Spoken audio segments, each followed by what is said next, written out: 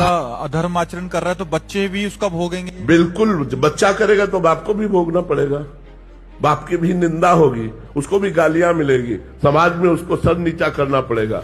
चाहे पिता का संबंध गलत हो या पुत्र का संबंध गलत हो, दोनों को भोगना पड़ेगा। अधर्म आचरण से आया हुआ धन भी प्रभावित, पूरे परिवार को शोकित करेगा, पूरे परिवार को शोकित करेगा। और दिखता है तो गाड़ी बंगला सब बन गया। ये सब बाहरी है, बाहरी है। ये कुछ दिन के बाद बाहरी भी नहीं रहेगा और आंतरिक भी नहीं रहेगा। आंतरिक तो जलते ही रहते हैं, बाहरी है ये कुछ दिन के लिए है, कुछ दिन के लिए है। जब तक पुण्य है तब तक धर्मात्मा पुरुष को दुख दे लो और पाप कर लो, और जिस समय तुम्हारे पुण्य नष्ट होंगे, विध्वंस हो जाओगे, किसी कार्य में तुम सफल नहीं हो पाओगे।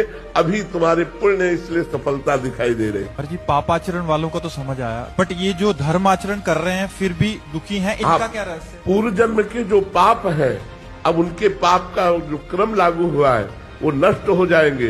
तो पूर्व जन्म के पुण्य और इस जन्म का पुण्य जब दोनों मिलेंगे तो ये सूर्य की तरह प्रकाशित हो जाएंगे, ये परमानंद को प्राप्त होंगे। और पापी पुरुष का वर्तमान में पुण्य खर्चा हो रहा है, जब पूर्व का पाप और वर्तमान का पाप दोनों मिल जाएगा तो ऐसा ब्लास्ट होगा कि सर्वनाश हो जाएगा। और इनके अंतःकरण की स्थिति क्या है? शांत, प्रसन्न, भले दुख में है लेकिन प्रसन्न। देखो 12 वर्ष का वनवास, 1 वर्ष का अज्ञातवास पांडवों को मिला, लेकिन साथ में ब्रह्म ऋषियों का संग। ये सौभाग्य कि बड़े बड़े ब्रह्म ऋषि भगवान की चर्चा सुनाते हुए उनको 12 वर्ष समझ में ही नहीं आया कैसे कट गए।